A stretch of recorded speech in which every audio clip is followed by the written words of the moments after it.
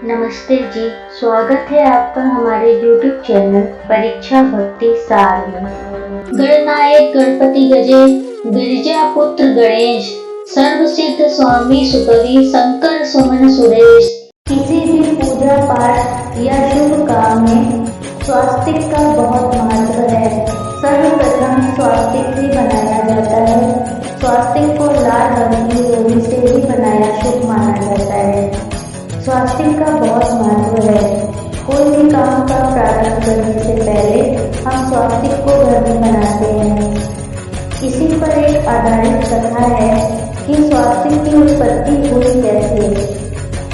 चलिए आपको एक कथा सुनाते हैं। एक बार पार्वती जी स्नान करने घाट पर जा रही थी। पार्वती जी ने सोचा कि घाट पर स्नान करने के समय यहाँ पर पहरा कौन देगा, कोई इस तरफ आ न जाए। तो यह सोचकर उन्होंने अपने शरीर के पैर से एक पुतला बनाया और उसमें प्राण डाल दिए। उस पुतले ने माता को नमस्कार किया और बोला, आज्ञा दे माता। पार्वती जी बोली, मैं नहाने जा रही हूँ, तुम इस तरफ किसी को भी आने मत देना। उसी क्षण भगवान शंकर को अति महत्वपूर्ण बात याद आई। तो शंकर जी ने पार्वती जी को याद करके पुकारा। पार्वती जी उन्हें कहीं मिली नहीं। पार्वती जी को पुकारते हुए उनके सभी स्थान पर शंकर जी उन्हें ढूंढने निकले और उसी स्थान पर पहुँचे जहाँ पर पार्वती जी ने पुतले को अपनी निगरानी में रखा था। भगवान शंकर ने उस पुतले को अनदेखा करके आगे बढ़ चले तो पुतले ने उन्हें रोका और बोला कि आप आगे मत जाइए, माता जी आगे नहा रही हैं, आप वहाँ नहीं जा सकते हैं।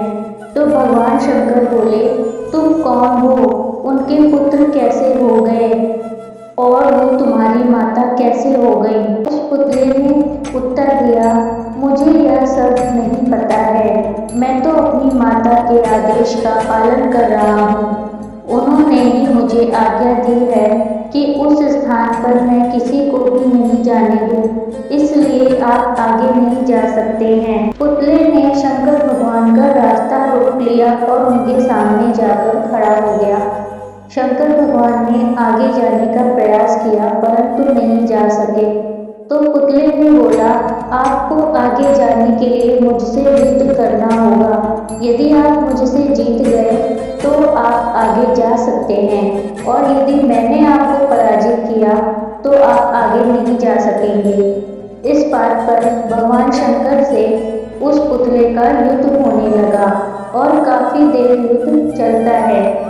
तो भगवान शंकर ने सोचा, इतना वीर बालक कहाँ से कैसे आ गया और पार्वती जी ने बताया भी नहीं कि कोई पुत्र भी है जो उनकी निगरानी के लिए रखा हो। ऐसा सोचकर शंकर जी ने उस पुतले की ओर क्रोध से देखा और निश्चय किया कि व्यर्थ ही इससे युद्ध करना है। जब इसे पराजित ही करना है तभी मुझे आगे रास्ता मिलेगा।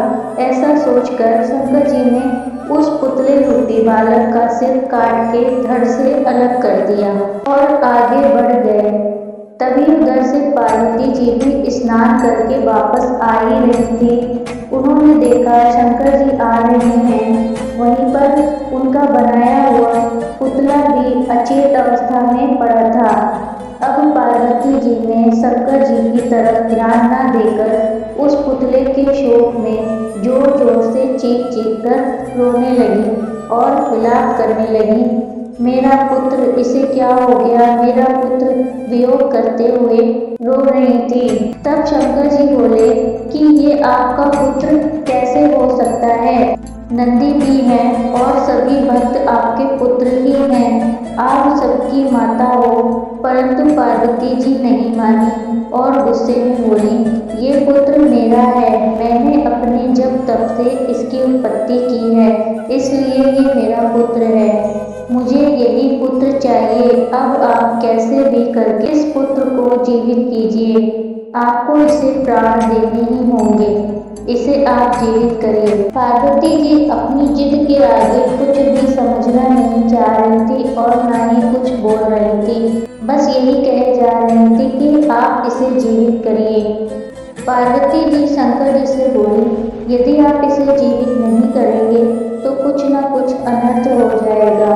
शंकर भगवान ने कुछ अनिष्ट ना हो इसके लिए सोचा कि उस पुतले के सिर में तो प्राण नहीं है, धड़ में प्राण शेष है। यदि किसी नवजात शिशु के सिर को इस धड़ से जोड़ दिया जाए तो यह पुतला जीवित हो सकता है। शंकर भगवान ने नंदी भृंगी अपने सभी सेवक को बुलाकर आज्ञा दी कि कहीं से भी मुझे किसी बालक का सिर लाकर दो।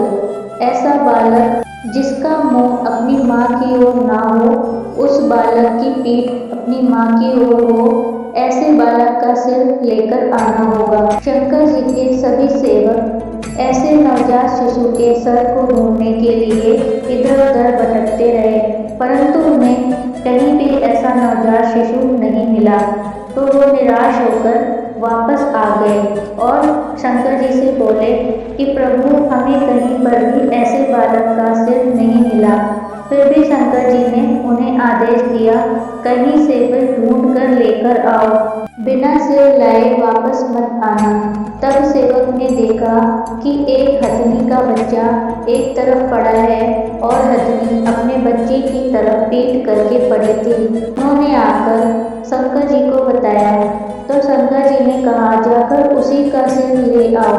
तो सेवक उस हथनी के बच्चे के सिर को काट कर ले आए और शंकर जी ने उस हथनी के बच्चे के सिर को उस पुतले के धड़ से जोड़कर उसे जीवित कर दिया। उस पुतले को जीवित देख पार्वती जी बहुत प्रसन्न हुई और खूब सारा आशीर्वाद उस पुतले को दिया। शंकर जी ने भी उसे अपना पुत्र मान लिया। अब शंकर जी के दोनों गण निराश थे।